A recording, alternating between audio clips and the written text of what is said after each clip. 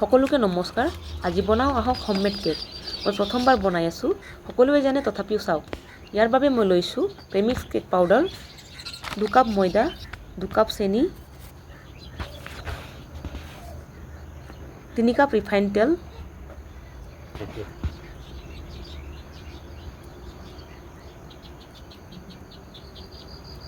½ litre গাখীৰ,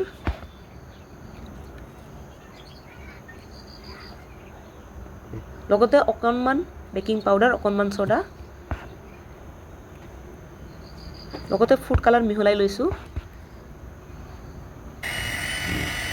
ভালদৰে মিশ্ৰণখিনি মিহলাই ল'লোঁ ব্লেণ্ডাৰৰ যোগেদি।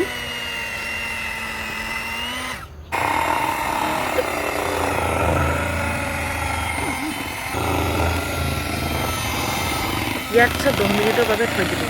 ইয়াৰ পিছত এখন পাত্ৰত বাটাৰ পেপাৰ বহাই দিছোঁ আৰু মিশ্ৰণখিনি লাহে লাহেকৈ ঢালি দিম আৰু লগতে ড্ৰাই ফ্ৰুটছখিনি ওপৰত দি যাম। ইয়াৰ পিছত মই কেকটো সিজিবলৈ 40 মিনিটৰ বাবে অভেনত বহাই দিলোঁ।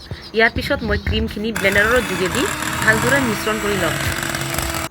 চাওক, অভেনত থকা কেকখিনি ৰেডি হৈ আহিছে। এতিয়া কেকখিনি দুফাল কৰি ল'ম আৰু চুগাৰ চিৰাপ অকণমান লগাই দিম।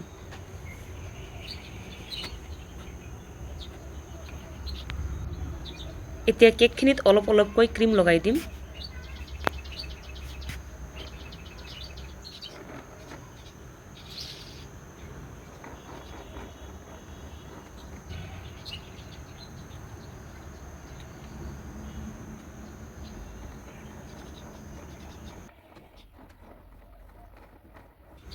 ক্ৰীমখিনিত অকণমান ফুড কালাৰ মিহলাই সৰু সৰু ফুল বনাই দিছোঁ।